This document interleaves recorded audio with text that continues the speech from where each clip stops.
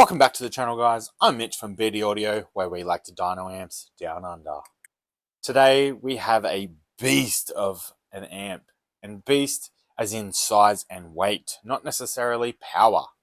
This here is one of the first generation DD amplifiers. This is the DDZ1. They do also come in a DDZ2, and that specific model is a low voltage and a high voltage. I actually do have a DDZ2 that is unfortunately blown, and I will look at repairing that in the near future. And this thing, as you can see, is an absolute mammoth. It is almost twice as big as the DDZ1. But we're not here to talk about this one, we're here to talk about that one. So let's get the bench cleared and show you that one. Now, because these amplifiers are so old, their ratings are a little hard to find, and I wasn't able to find anything specific. Some sites say that they're rated 1000 RMS at 4 ohms, 2000 RMS at 2 ohms, and 3000 RMS at 1 ohm. And that would be at a 13.4 volt rating. There is a website, Amp Performance, which a guy has tested these and got some ratings off them. So we will likely use them as a guide point as well. He did get 1225 RMS at 4 ohms, 2178 RMS at 2 ohms, and 3481 RMS at 1 ohm. And that was with 1% distortion and at 13.3 volts. Now, my tests are going to be a little bit higher voltage. We are going to be testing this at 14.5. So give or take, there might be a little bit of discrepancy when it comes to the power, what this person got versus what we're going to see. Another thing to mention is I did actually get this amplifier off a local basshead named Lachlan. He gave me the amp that was somewhat rebuilt. The original person, doing a little bit of digging, ended up connecting the positive and negative around the wrong wire and shorted the amp. From that, he then replaced all the capacitors on the power supply section, and from that point was then not able to get that amp up and running. From that point, I then pulled it apart, changed a few resistors, a couple of Zener diodes, stuff like that. There was a bit of a blown trace on the board, so that was all fixed. So that amp is now completely up and running and stable. So we will be able to give this a full test on the dyno today. Now, as I said, this is a big amplifier, as you can see.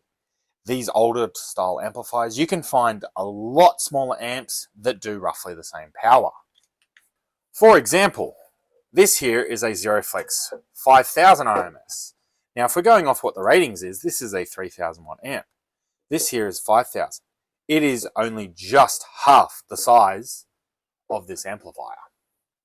And what we're talking about size, we're talking 600mm long, 300mm wide, and 70mm high. Not to mention, it weighs 12.5 kilos. Yes, you heard me. It weighs as much as a small child. So in the old days, imagine having a few of these in the back of your car wired up to multiple amplifiers.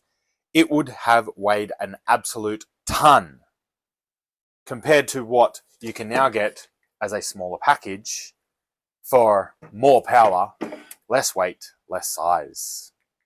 On this side of the amplifier, you have your inputs. You have 8-gauge input for your speakers or your subwoofers. You then have dual inputs, which unfortunately are a 4-gauge. However, they do accept a 4-gauge to 0-gauge reducer. You've just got to be careful which ones you're using, because if you're going to have them offset like this, they will offset nicely. However, when you get to the point of offsetting here, they will be very, very close, and depending on where they are, might cover the remote. So just keep that in mind when you're picking the right ones. Are you serious? On this side of the amplifier, you have your inputs, which are panel mount style or Tiffany style. You then have your subwoofer pass, which is your 35 to 250 hertz. You have a bass controller via telephone cable, bass EQ, subsonic, your gain, Then you have your bridging mode. So if you wanted to strap them, you select parcel bridge. And then you have your line out, which allows you to change the frequency and the crossover of that line out. You then have you could say a clip light. I haven't really tested how good or bad this is, but you do have one there.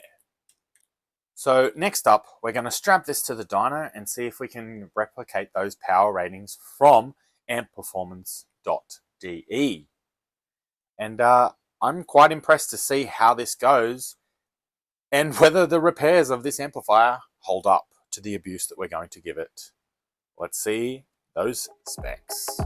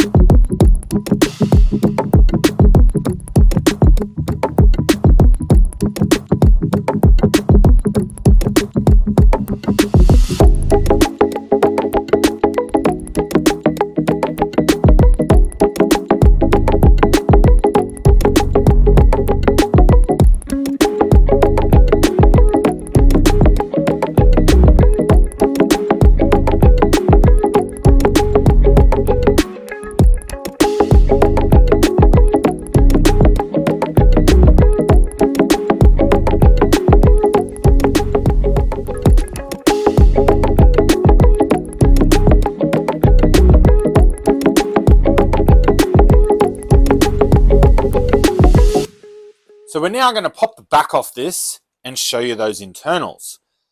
This one's slightly different. It does not have any screws to mount this back plate down. And funnily enough, it actually moves.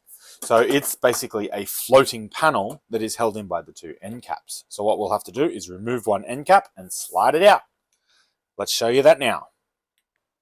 So we've now got the end plate unscrewed. So firstly, that's going to come off.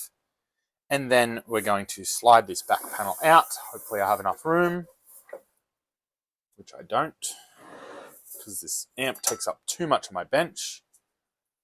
And there we go. That is the gut shot. So as mentioned, this has been recapped and refetted.